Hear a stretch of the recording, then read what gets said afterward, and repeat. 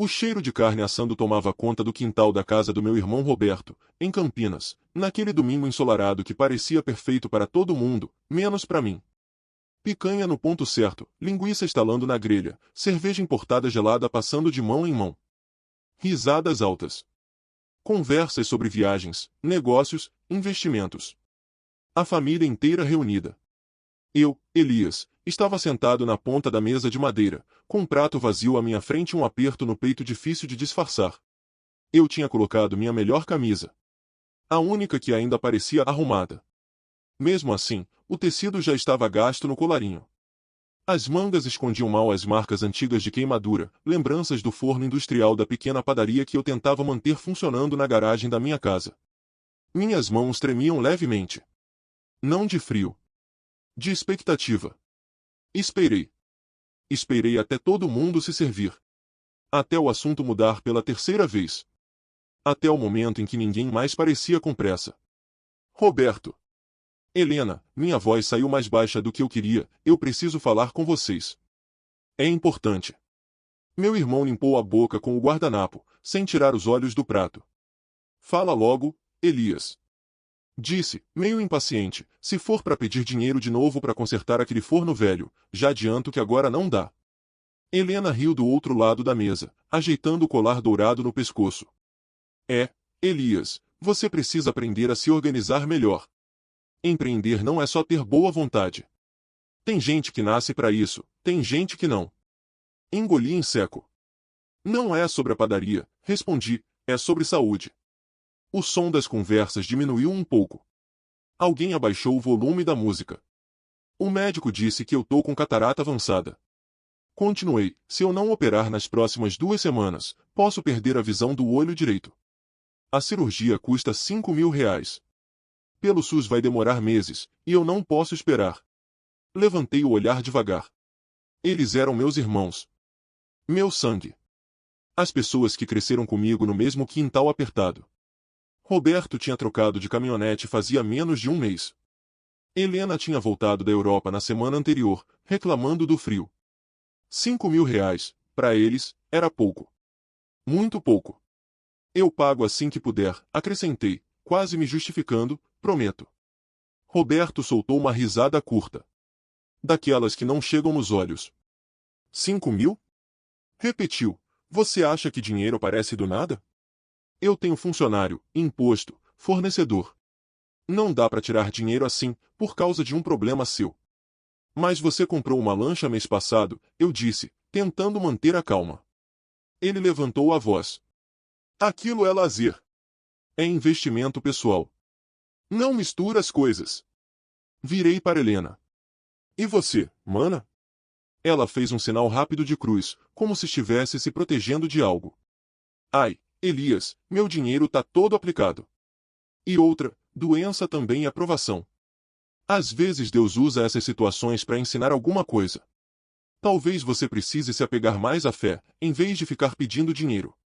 Eles voltaram a comer. Voltaram a falar de vinhos, viagens, oportunidades. Como se eu tivesse acabado de comentar sobre o tempo. Fiquei ali mais alguns segundos, esperando. Qualquer coisa. Nada veio. Me levantei devagar. Tudo bem, falei, obrigado. Saí da casa do meu irmão com a sensação mais dura que já senti na vida. Eu estava completamente sozinho. O que eles não sabiam, e nem desconfiavam, é que minha visão estava perfeita. O laudo que eu mostrei era falso. Uma montagem bem feita que pedi para um amigo preparar. E o que eles jamais imaginariam é que, dobrado no bolso daquela camisa gasta, estava o comprovante de um depósito recente, R$ 38 milhões, resultado de um prêmio da Mega Sena, resgatado discretamente 3 dias antes. Eu pedi 5.000.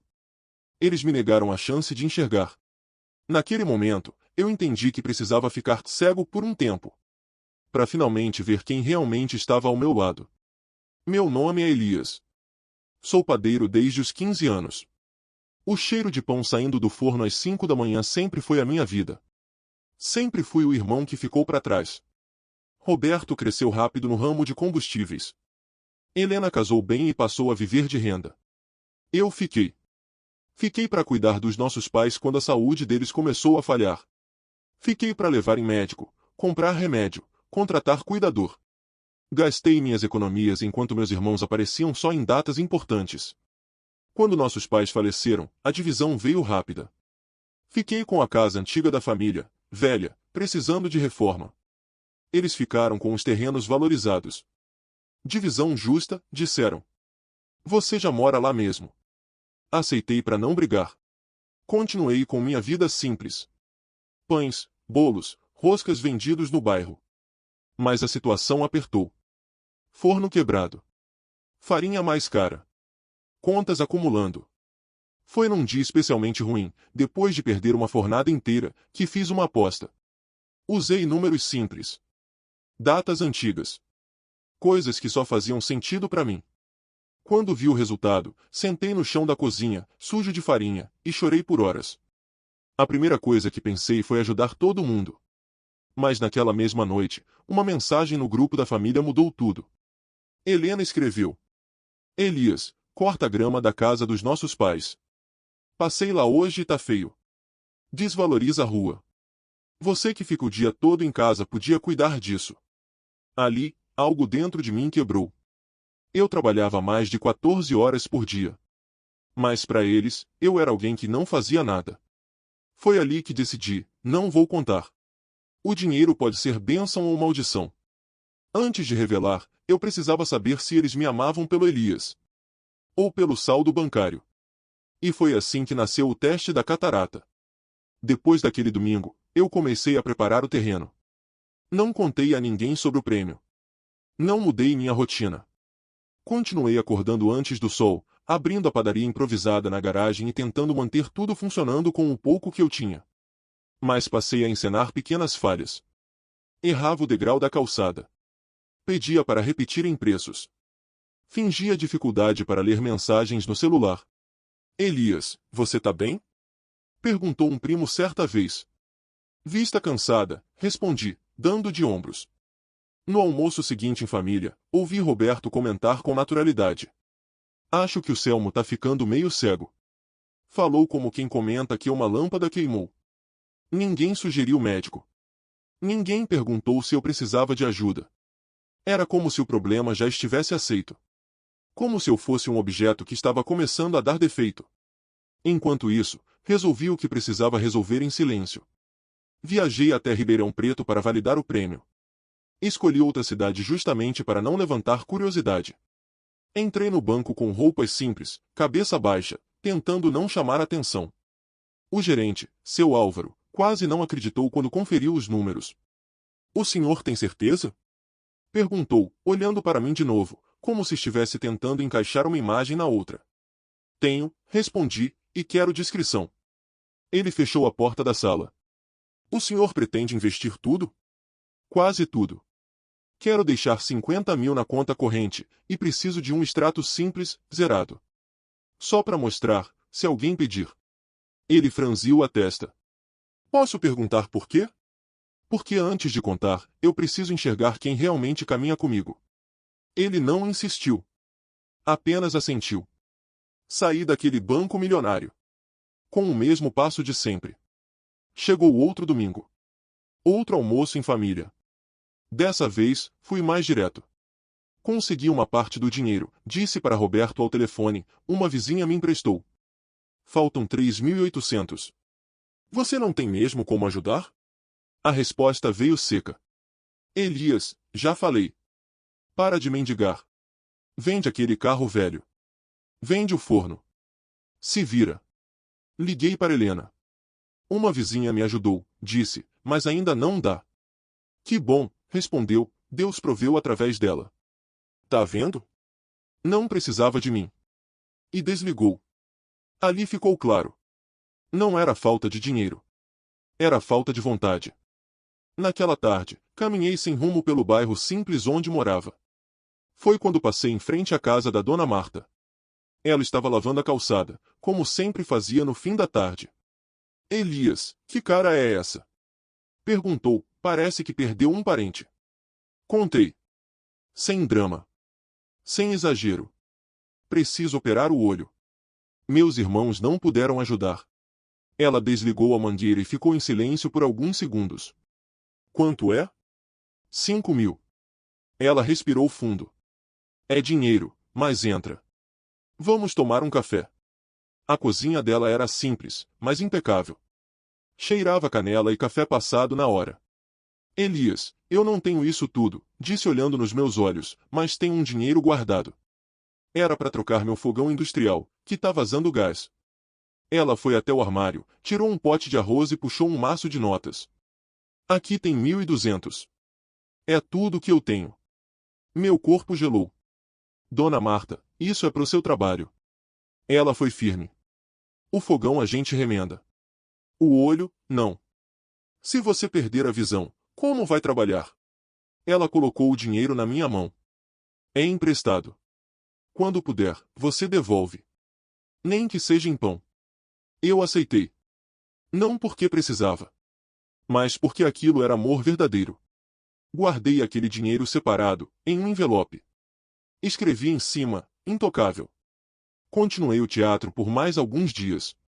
Quando ligava para meus irmãos, ouvia sempre a mesma coisa. Lição, provação, responsabilidade. Foi aí que entendi. Eles jamais mudariam. Então decidi agir. Voltei ao banco. Movimentei dinheiro.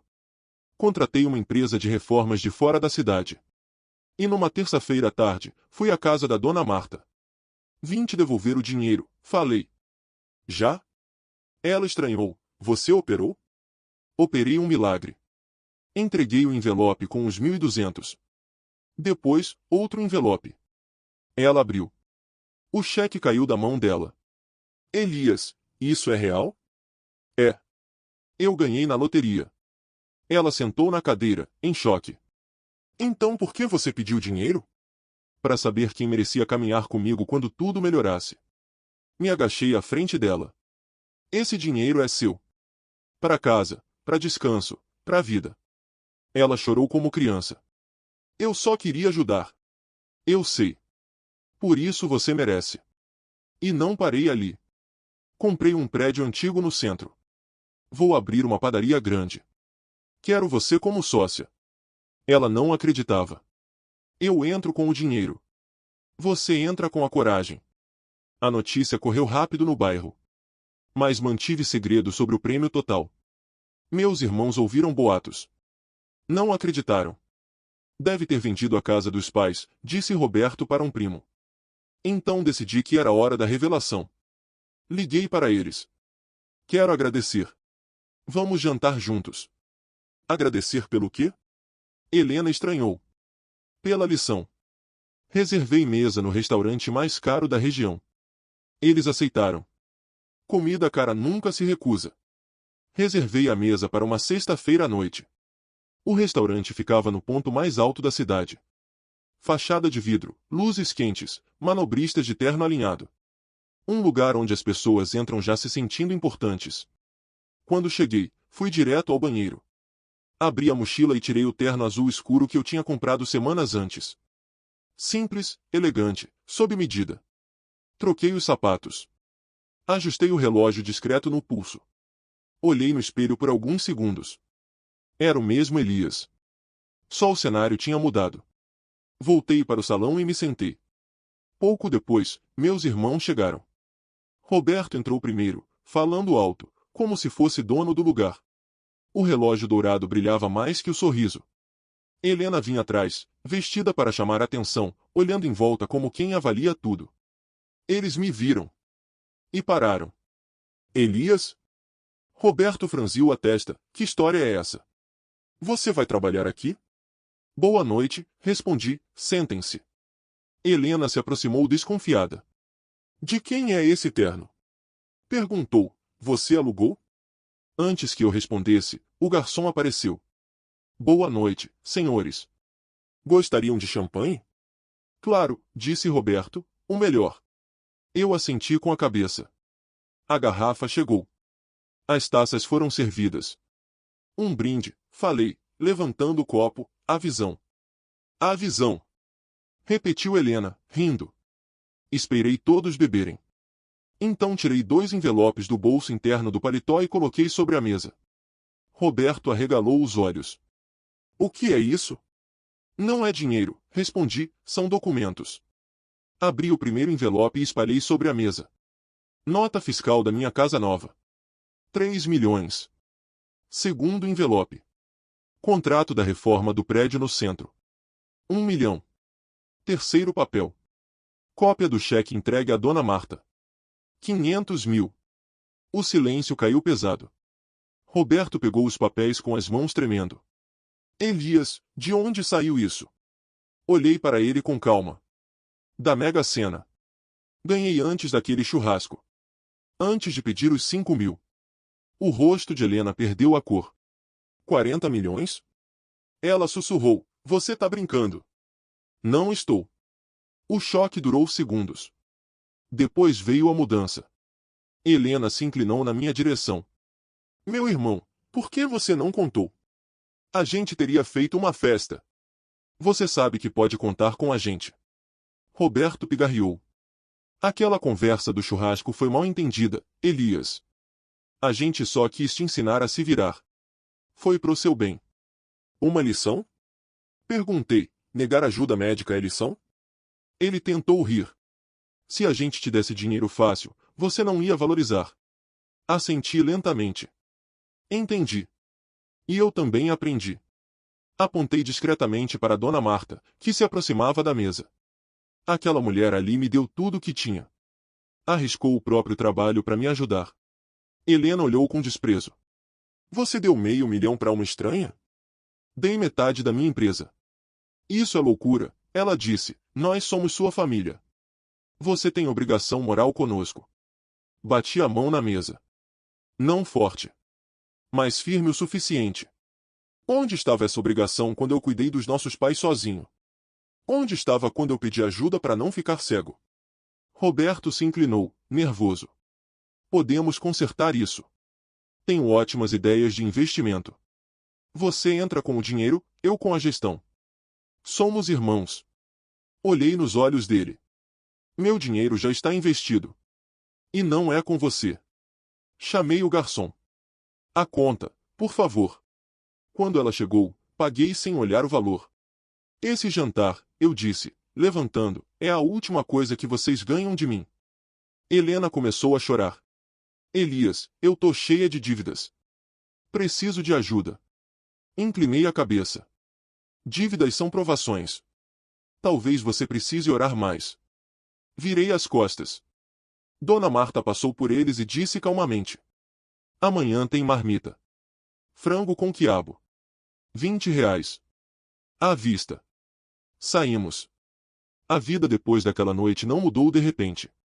Ela se reorganizou. Um mês depois, a nova padaria abriu as portas no prédio antigo do centro. A fachada foi restaurada com cuidado, sem ostentação. Madeira clara, vidro limpo, o cheiro de pão fresco escapando para a calçada logo ao amanhecer. O bairro inteiro apareceu no primeiro dia. Não por curiosidade com dinheiro. Mas porque todo mundo conhecia a história da Dona Marta.